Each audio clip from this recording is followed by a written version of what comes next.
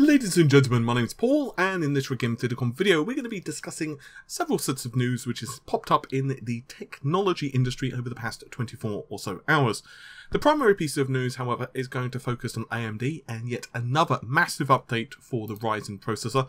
This one's actually very cool, including support for 4000 Mhz RAM. We'll get to that in a moment. And, well, SoftBank buying a rather large chunk of Nvidia. And this is very interesting because, for those who do not know, SoftBank have actually acquired ARM Holdings, which of course are synonymous right now for creating the processors behind smartphones, tablets, notebooks, and so on and so on. So let's jump in. First things first, we're going to once again discuss Ryzen. Specifically, this information comes to us directly from AMD, so this is not rumors or anything like that. And Robert Halleck has filled us in via a blog post. What this is basically AMD delivering on a set of promises they made over a series of months. They've said that they're going to improve the support for the Ryzen performance, they're going to improve memory support, compatibility, and so on and so on. So they're doing this in a couple of different ways. So for those who do not know, AMD utilized a technology known as AGESA, I'm probably pronouncing that wrong, which essentially stands for AMD Generic Encapsulated System Architecture. It's basically the, well, AMD themselves describe it as the nucleus for the BIOS of your motherboard. And then this BIOS, this technology, this software, is given to other vendors to essentially make their own. Now, currently, if you've got an AMD system, an X370 or B350, whatever, if you've updated your BIOS, and if you've not, do so now, because, well, if you've not updated it since you bought the thing on launch, then you're definitely going to notice quite a large performance increase, as we've discussed it many times over. You're probably running version 10.04. The version which is coming, this is beta testing, is going to be 10.06.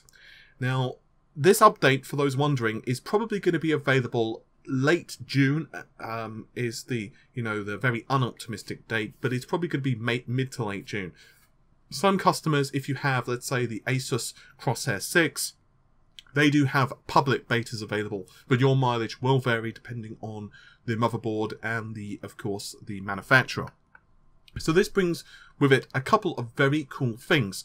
The first is further support for virtualization. Now, don't get me wrong, you can already run, let's say for the sake of argument, VirtualBox on Ryzen. I don't want you to feel that you can't do that. You can. But this is far beyond that.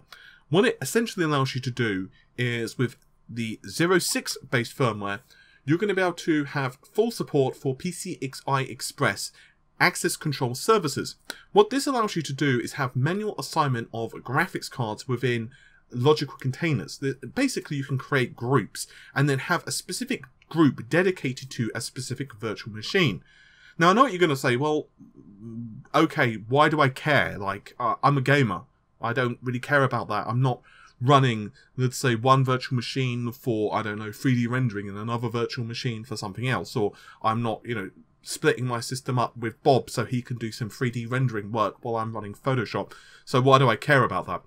Well, it's actually quite interesting because what you could do, in theory, is have different virtual machines run different graphics cards and then run games on those virtual machines. So, for example, let's say that you're playing, I don't know, the upcoming Far Cry 5, which has been confirmed to have full support for co-op. Then imagine you could have one monitor, which would be running on one graphics card, and another monitor which would be running on another graphics card. And because obviously with Ryzen you've got so many threads available, well, obviously it does depend upon the CPU you're going with. Let's say, for example, on the low ends, like the Ryzen 3s, then yes, you don't have that many threads. But if you've got like a Ryzen 5, let's say you've got, 12 threads or 16 threads available, that's absolutely perfect and more than enough for running any game, even with only half the resources available. Hell, in theory, you could actually have a lot more than that. It's very cool. And yes, it's very complicated. Yes, it's probably not something that the average user is going to want to do. But it is there. And it does have a lot of potential. For example, you could potentially have a situation where you buy one high-end PC, split it between multiple users in the same household. It's kind of a cool thing. once again, not something everyone is going to use, but that's not the point of this stuff. It's more, it's there.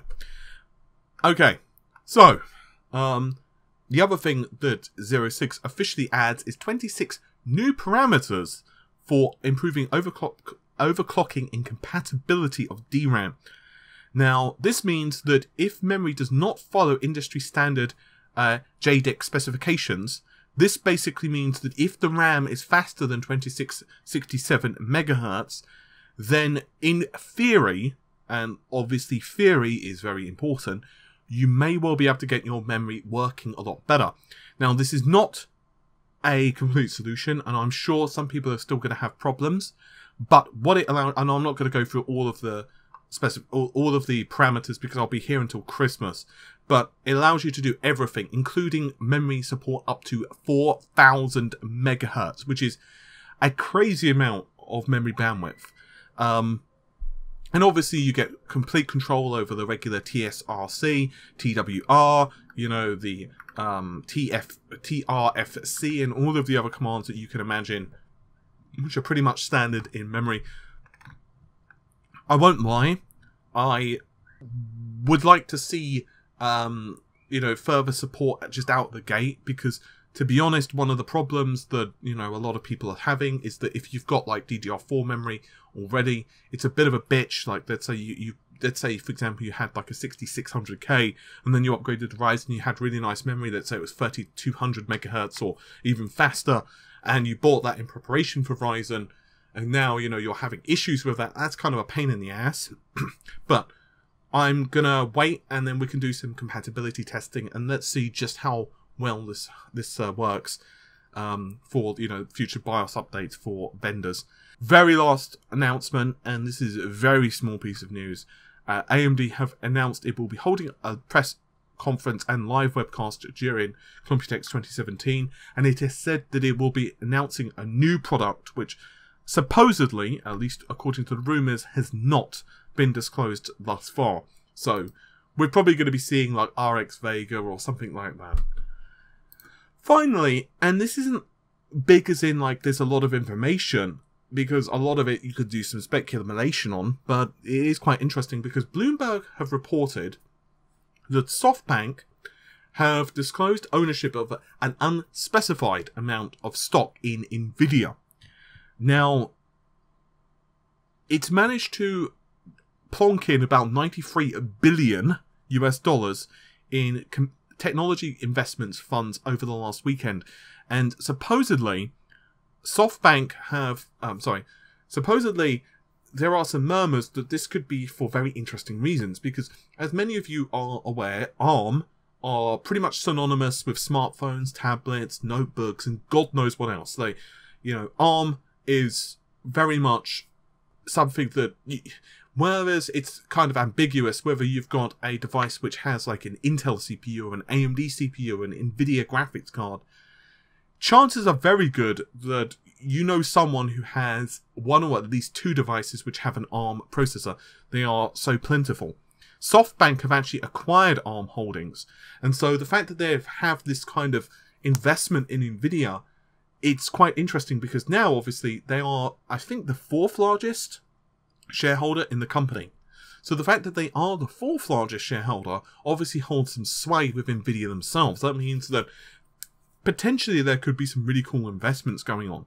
And obviously, you know, we could start doing a lot of speculation on that. Are we going to be seeing like CUDA cores on mobile? Are we going to be seeing perhaps, you know, different versions of Tegra? I don't know. There's a lot of questions. It's one of those things where there's not enough information to make an informative decision or guess, but there is a lot of information that you could start kind of making some speculation on. So let me know what you think they're going to be doing. Anyway, with all of that said, I shall see you soon. Take care of yourselves. Bye for now.